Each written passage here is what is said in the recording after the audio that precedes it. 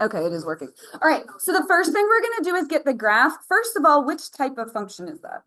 So it's going to be a V shape, so we know that. What you want to do is find the center first, and this is where the transformations help you. That's like why we teach them. It's not just to torture you. So what like direction did it move?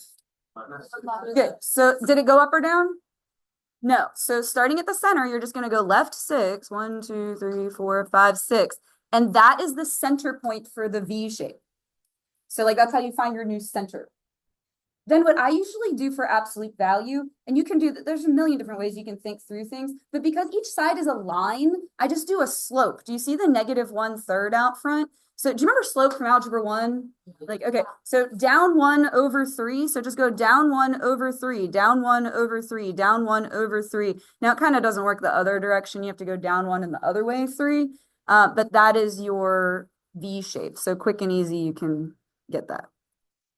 And then you basically just use that picture to answer all the questions. Now, here's how this test is really forgiving. If your graph is wrong, I can take off a point for the graph. If all of this stuff matches the graph you drew, I can give you credit for all of that. Do you understand what I'm saying? So you never want to be a giver-upper. Even if you can't figure out how to do the graph, make something up and then make all this information match what you have. And I can give you credit for all of this. Right? So what is our domain? Yeah, and you have to write it this way. We do interval notation with the brackets and the parentheses. So domain, you sweep left to right. I always, in my brain, it's like scanning, scanning, scanning. Like, did I get everything? Range is downwards to upwards because it's smaller numbers to bigger numbers. So like scanning, scanning, we have everything, but we stop at what Y value? 0. Good. So it's going to be -infinity to 0 with a bracket because you actually want that number. You can't bracket an infinity or a negative infinity because those aren't numbers. It's like a concept. All right, x-intercept, that's this one right here, -6, 0. Y-intercept, that's this one right here, 0, -2. I'm kind of going through this. I'm going to go through this part a little bit more quickly. Can I do that? Like this is the easier part. Yeah. Increasing, you have to read left to right. If this helps you, label your left side of the graph -infinity and the right side +infinity. That will remind you to go left to right. If that doesn't help you, don't do that, all right? So what is the graph doing first? Going up, so -infinity until -6. Good, perfect. And then decreasing -6 to +infinity. See, the common mistake is people put -infinity. They're like, it's going down. That's end behavior. So if you label the two sides, that helps a little bit. All right, do we have a maximum or do we have a minimum? You only have one or the other. All right, maximum. So this one's going to be none or NA or a frowny face. I don't know, whatever you want to put on that line. Now you do it backwards. So it's the point -6, 0, but we're going to write 0 at x equals -6. The reason why we do that is in real life situations, that's how you would say it. For example, somebody kicks a football into the air and it goes, did we win last time? Ooh, that's awesome. Anyway, think about football going up into the air and coming down. If I asked you what's the maximum height of the football, would you say something comma something else? No, you would say 30 feet. And then if I did a follow-up, well, when did that happen? You would say, well, 30 feet at time 5 seconds. Do you get what I'm saying? You wouldn't say 5,30. No one talks like that. So anyway, that's why we write it that way. All right, and then the end behavior, we're going to get used to writing with limits because that's how we do it in calculus. It's limit x goes to -infinity. All right, so limit x goes to -infinity of the function. That's how you write going to the left. And then limit x goes to +infinity of the function. That's how you write going to the right. It's actually shorter than writing as x goes sort of, you know, so like it better, get on board. So where is the left arrow going? Down. So we're going to say -infinity, and the right arrow is also going down. So we're going to say -infinity. Okay. Seems like you all hung in there. All right. What type of function is this one? It's rational. And then using words like up, down, left, right, how did it get shifted around? Left 2, down 3. Okay, so watch. Here's what you're going to do. You're going to go left 2 and dot that in. And you're going to go down 3 and dot that in. And then was there any reflections or stretches or shrinks or anything else? No, so you're just going to follow along the asymptotes. Basically, the only way you would lose points on that is if you run into the asymptote. But that's it. I don't need specific points on that one because they're not fun to get. They're fractions and square roots. So domain, we're going to sweep left to right. Everyone is invited to the domain party except which one number? -2. Everyone is invited except -2. -2 is causing problems. We got to kick him out. So here's how you write it. -infinity to -2 union -2 to infinity. What this means is you want everything to the left of -2, everything to the right of -2, but not -2. You're just leaving it out. Okay. And then the range is going to be the same thing, except who is not invited to the range party? Hold on one second. -3, you scan downwards to upwards. So we're going to write it the exact same way, but you're going to leave out -3. Go ahead. Or were you just going to answer that? So that's a good question. The reason we use parentheses is because we want to leave it out. A bracket means you're including it, but we want to not include it. So you want parentheses there. Basically, for rational ones, just don't put a bracket anywhere. Only parentheses. I'm going to come back to these two because they're a little tougher. We're going to have to actually like work for those ones. Let's do increasing, decreasing. As we read left to right, what is this graph doing? Yeah, decreasing, and still over here it is decreasing. So increasing is none or NA or a frowny face. It decreases for the entire domain. So all you do is copy the domain answer over. And again, if your domain is wrong, but you copy it over here, then I can give you credit for the decreasing. But it decreases for the entire domain. So you just copy the answer. Will you ever copy the range? No, because it's left to right.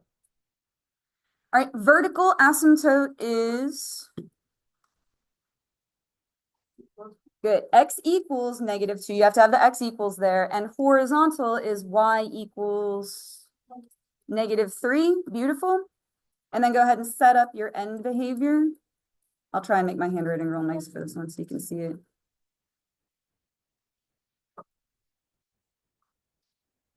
So -infinity is the left side, positive infinity is the right side.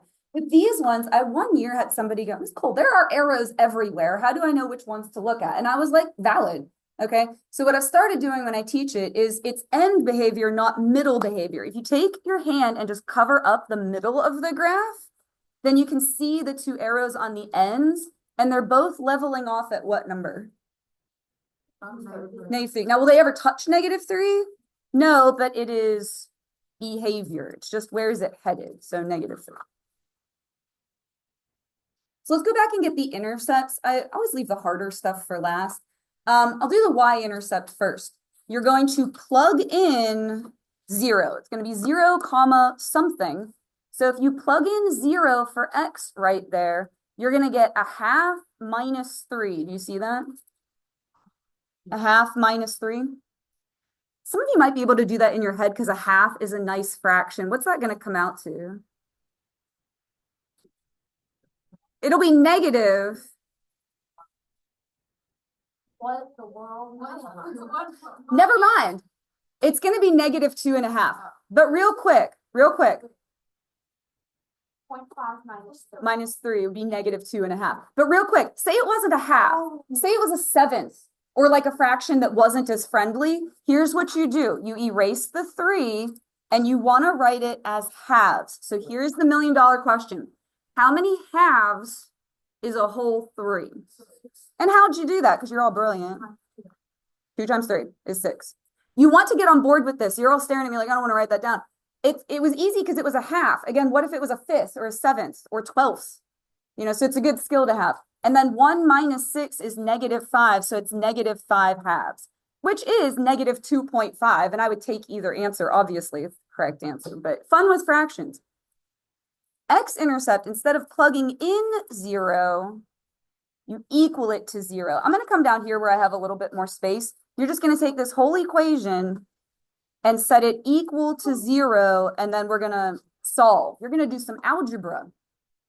So what would you do to both sides to start solving it? Add 3, good. Algebra is just moving stuff. If no one ever explained that to you, just like take things and move it around is all that you're doing. All right, then you're going to multiply the x plus 2 to the other side. Now, if you could do that in your head and you don't want to write that step, go ahead and do that in your head. What would you get when you distribute? Good. And that now we're back to an algebra 1 kind of problem. And then you'd subtract over the 6, good. And then negative 5/3. Cool. I think there's one more graph, right? We'll do the one more graph and then we'll do a brain break. All right, so what type of function is this one? A square root. So it's going to look like half of a parabola, but it's on its side. Using words like up, down, left, right, how did it shift?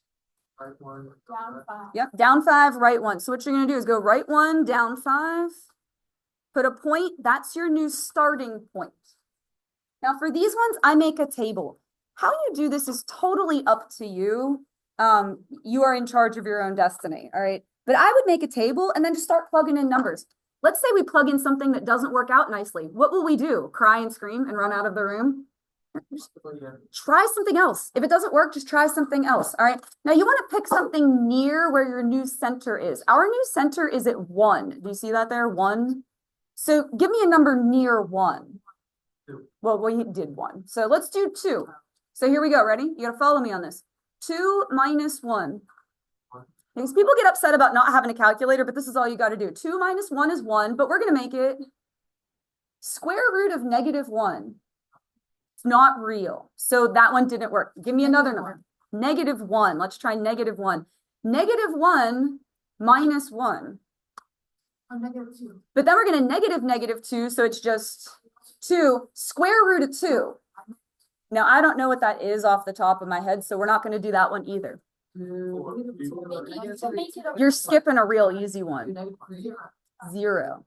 0 minus 1, negative 1. But negative 1 is just positive 1. Square root of 1 is 1. Minus 5, 4. So we plugged in 0 and we got negative 4. You just have to not be a giver-upper. You got to try again. So do you see how it's going to go this way? I want a third point, though. So it's going to be something over here. Now think about it before you shout stuff out, because you can guess whatever you want, but let's let's be clever about what we pick. You want to plug in negative something or other. That's going to be it. Negative 3 minus 1. Is negative 4, but negative 4 is, and why is that good? Perfect. Square root of 4 is 2, and then 2 minus 5, negative 3. So negative 3, negative 3. You know what? Let's actually go a little bit further. Could you find where the next one is? It'll be negative 8. Because negative 8 minus 1, negative 9, square root of 9 is 3, et cetera, et cetera. But anyway, it's gonna do this. So then you're gonna use that graph to answer all the questions. Domain, we're gonna go left to right. So it would be negative infinity up until 1, good, with a hard bracket. Range, you go downwards to upwards. You know what? My arrow got a little bit wonky. Let me redraw that. So downwards to upwards, it's going to start at, what is that, negative 5? Yeah. All right, negative 5, and it is going to go upwards forever. I know this isn't like in a great big hurry, but it's going to keep on going. You know what I'm saying? All right, so it's going to be negative 5 to infinity. Don't try to think too hard about infinity. I mean, like, we don't have the capacity for that as humans. So it's going to keep on going. All right, x-intercept. Now it looks like it doesn't hit the x-axis, but if this keeps on going, won't it eventually? Because it's going up. If that helps you draw that. I know, and that's what I was saying is like, it's kind of lazy. It's not like very dramatic, but it will keep going upwards. So there will be an x-intercept eventually. How could we figure it out? Equal it to 0, or you could keep doing guess and check. Remember how we just kept plugging in numbers? You could keep doing that until you find it. I would just set the whole thing equal to 0, though. I would rather do the algebra. But if you sat there and just guessed, you'll eventually run into it, but it's going to be negative, like something. Or did you get there already? All right, we're going to add 5.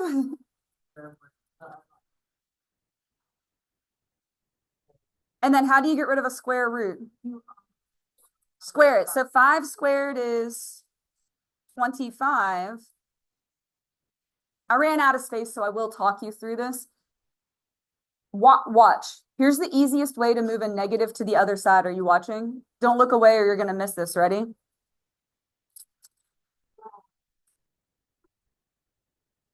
You're allowed to do that if you didn't know. Just erase it and put it on the other side. You're dividing by a -1, and then you would add 1. So -25 plus 1 is -24. But if you didn't like that, you could sit there and guess until you figured it out. All right, y-intercept is, you can just tell by looking at it. 0, what? -4. Now you're reading left to right. Are we increasing or decreasing? So decreasing for the entire domain. So you just copy over the domain. This will be none. And there's only one end behavior because there's only one arrow. The left side is the only one that has an arrow. So you can only go to -infinity. Yes.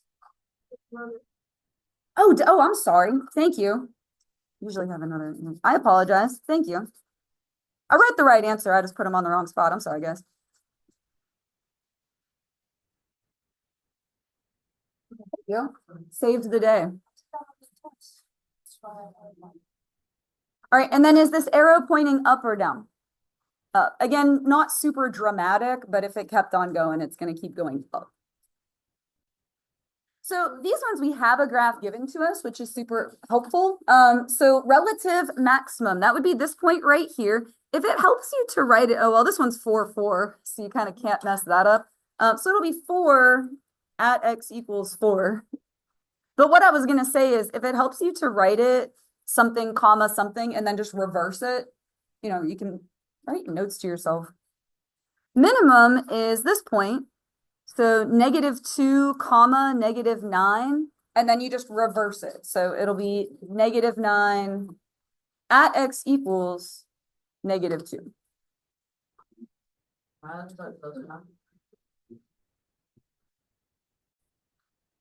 All right, so now we're going to use these graphs to answer these ones. What you should be doing is having that in front of you and making sure your answers are correct, just checking yourself. All right, this is, oh, what type of function is this? It is the Cubic. So it is increasing all of the time. You see that? All of the time. So increasing is -infinity to +infinity. These are both going to say none. All right, this one, I would do this in the order of what happens with the graph, not necessarily the order this is written here. Bless you. So, and again, if you want to label -infinity to +infinity, we're going left to right. If that helps you, just label it. So what's going on first? Decreasing. So decreasing, I will write it on the correct line this time. -infinity until 1. And then constant from 1 until 5. It looks like an ordered pair, but it's not. It's an interval. And then we increase 5 to infinity. Bracket versus parenthesis conversation. So here's the thing. I asked at an AP Calculus conference once, do you want brackets or parentheses? And they said, if a question is supposed to be a bracket, but you put a parenthesis, they'll mark it correct. But if it's supposed to be a parenthesis and you put a bracket, they will mark it wrong. And I said, oh, parentheses for everything then? Great. So just put parentheses for everything and it'll get marked right. Because see, I'm not having that argument. I'm like, just tell me what I need to do to get the correct answer. Tell me how to get a correct answer. That's all I want. Parentheses for everything. Okay. All right. Find the value of A that makes the function continuous. So continuous means you want the two pieces to link up. So what you're going to do is set them equal. So you're going to do x plus 5 equals ax squared minus 1. So just set them equal to each other. The directions are find A, so that's why there's an A in there. Well, the directions are going to say make it be continuous. Like, yeah, that's how this question works. And then you're going to plug in a number for x. What number are we plugging in for -2? It's where the link up happens. So you're going to plug in -2 for x. Parentheses are important on this one. I call those a hug. Give the -2 a hug right there. And then solve. So like, welcome back to algebra. This side is 3. This is going to be 4a minus 1. And then what? Yeah, plus 1. Divide by 4. We get 1. Yay. All right, state the x values where the graph is discontinuous, label it removable or non-removable. That is exactly what it sounds like. If you just removed a point, like you just hold it out, like there's a hole, that's removable. Anything else is going to be non-removable. So I would like to do this in order left to right. Where's our first discontinuity? -5. Good. X equals -5, and that is removable. We just removed it and stuck the point somewhere else. Oh, this is like a typo, I guess, like a graph. Oh, one of these should be an open circle. Why can't they both be closed circles? Because then it wouldn't, like, there would be a lot. Yeah, like it would fail vertical line test. So like pretend that one's an open circle. But we have a discontinuity at 0. Is that removable or non-removable? Non-removable. It's actually called a jump discontinuity. It is a jump. It's called a jump discontinuity because it jumps. Don't overthink it. All right, and then there's one more. Where's the other discontinuity? 4. 4. What's going on at 4? Asymptote. So that is non-removable. If it's a hole, it's removable. If it's anything else, it's non-removable. So domain, we're going to go left to right. Watch me point to this. As we sweep left to right, did we lose -5? No, -5 is in there. -5 is part of the party. How about 0? Did we lose 0? No, there's a closed circle there. Did we lose 4? Yes. 4 is not invited to the domain party.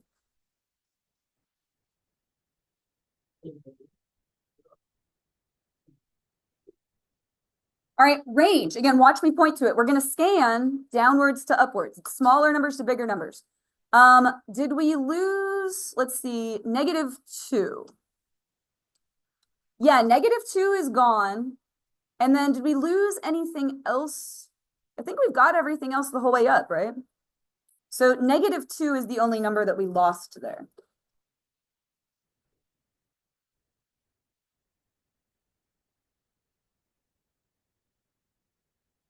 For the piecewise functions, I have a nice little activity that I do with a flip book. Did you guys make the flip book? Yes. Cool. All right. No, we. Some of you say yes and some of you say no. No, we did it. Okay. No, we didn't. Yes, no. Yeah, thank you. Oh. I never did. Password, I don't know. We'll do it next Okay, class. we'll get there. All right. So where does I call it the cut point because you physically cut the little flip book. Where does the cut point happen with this function? 2. Okay. When you plug in numbers, all you have to do is decide which piece of the function you're plugging into. That's all it is. Is 0 bigger or smaller than 2? Smaller. So you're going to plug it into the first one, 4x. Good. So if you plug in 0 there, what do you get? 3. Is 1 bigger or smaller than 2? Smaller. So you're going to plug it into this first one. If you plug 1 in there, you would get, there you go, just ahead of me. And then 2. Which one do we plug in for 2? Yeah, why the second one? Equal to. Good. All right. this is what you got to be able to do without a calculator. 2 minus 3. Negative 1 squared is 1 minus 1 equals 0. Sorry. I didn't, It's fine. It's fine. It's all fine. Okay. Now let's do the first piece of the function. I would plot these 2 points because you just found them, so use them. You have 0, 3 and 1, 5. Like you found them, you did work for that, so like use it. We got 0, 3 and 1, 5.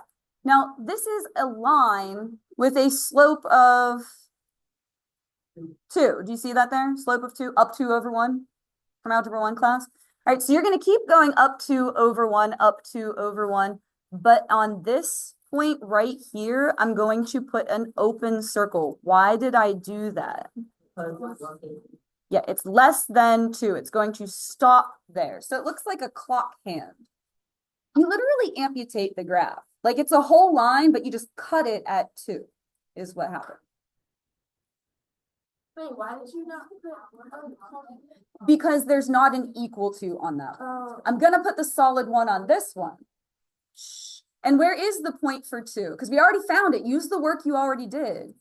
2, 0. So good. Put a point at 2, 0. Now this one's not a line because of the squared. It's going to be what?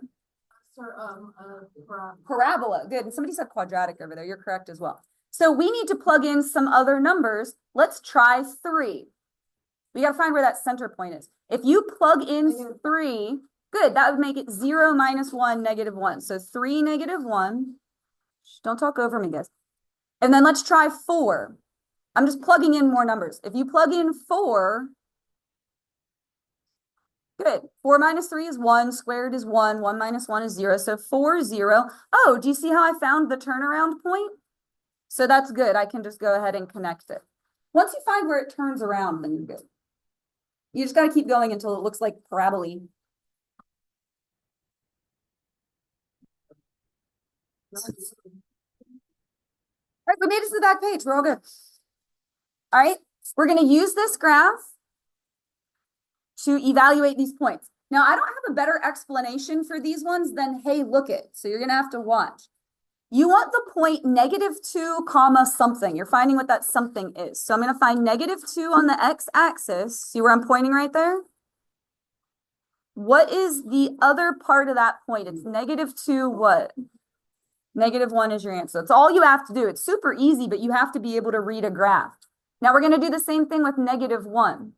So I find negative 1 on the x-axis. Do you see how that point is right here? The actual filled in point. So it's good. It's negative 1 comma 4. Good. Why is it not? Because that is the open circle. And I know you came back from the bathroom, but can you shut that one? Oh. And then 3, I find 3 on the x-axis. Where is that output value? Also 4. Cool. Now we're going to write an equation. How many pieces are there going to be? 2. Let's write the first one. It is a parabola. How did it get shifted? Look at your center, your vertex point. Left 3, down 2. So that is going to be x plus 3 squared minus 2. Perfect. And then this is constant. That is literally just the number 4. And then you have to determine where your cut point is. So where did this one get cut? At negative 1. So for this one, we want x less than negative 1. And then for the 4, we want x greater than or equal to negative 1. Do you see how we put the equal to where the filled in circle is? Okay. Can we put the bracket on the other side, or did you leave it? Do whatever you want. If you can't draw a swirly bracket, just go like this. Or put nothing. I don't care, as long as it's the right answer. All right, and then this was the intermediate value theorem. I have a nice little Desmos activity that goes with this, where there are circles and you guess whether there's a 0 underneath and then you move them. Did you guys do that? The Desmos, like So there are two things you need for intermediate value theorems. Continuous, you have to say that, and in between. That's literally what the word intermediate means. So continuous and in between, those are the two things you need. With me? Okay. So does this function have a value c on this interval where your output would be -2? Now on the activity we just did, we did zeros. Instead of 0, it's -2, but same concept. Okay. First of all, is this function continuous? You should know what this looks like. It's quadratic. Is it continuous? Are U-shapes continuous? Yes, they are. Okay, so we know that's continuous. Now what you need to do is plug in these two numbers. We're going to plug in -2 and we're going to plug in 3. And here's the big question. Is -2 in between them? So continuous, we got that. In between, we need to figure out that. So if you plug in -2, what's that going to give you? 4 plus, because there's a cancel, 4 plus 10. Can I get second opinion on that? Okay. Yeah, all right, if you plug in 3, you're going to get 9 minus 15, -6. So is -2 in between those two numbers? Yes, wait. Let's try again. Is -2 in between these two numbers? It is. Okay, so you're going to say yes. Since f of x is continuous, and you can write CON, I'm good with that. And now here's where you can write this however it works best for you. You have to mention continuous and you have to mention in between. So I'm going to say -2 is between, and I'm okay with you abbreviating that as well, f of -2 and f of 3. So those are the two things you've got to mention. Since function is continuous and -2 is between those two things. Now here's what you do, and I wrote kind of big. You repeat the question back. You know how in English class, when you're given a prompt and you have to write an essay or whatever, when you get to the conclusion, you basically just rephrase the prompt. You don't even have to rephrase it. You can copy it. You can say, there is a value c in the interval blah, blah, blah, blah, blah. Just copy that. There is a value c on, I'm going to just say on because it's a little shorter, such that, you always can throw a such that in to make yourself sound really smart, such that, or therefore, such that f of c equals -2. You just repeat the prompt. So it's continuous, in between, repeat the prompt. That's the components of your sentence. Continuous, in between, repeat the prompt. Yeah.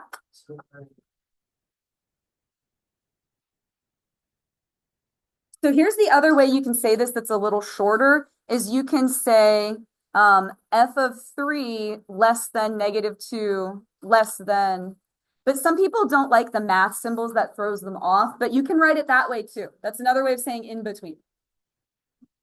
Is that what you're gonna, yes. Yeah, some people that confuses them though, but whatever is personal preference. This is another way, instead of saying -2 is between these, you can write it this way, it's shorter. All right, last one.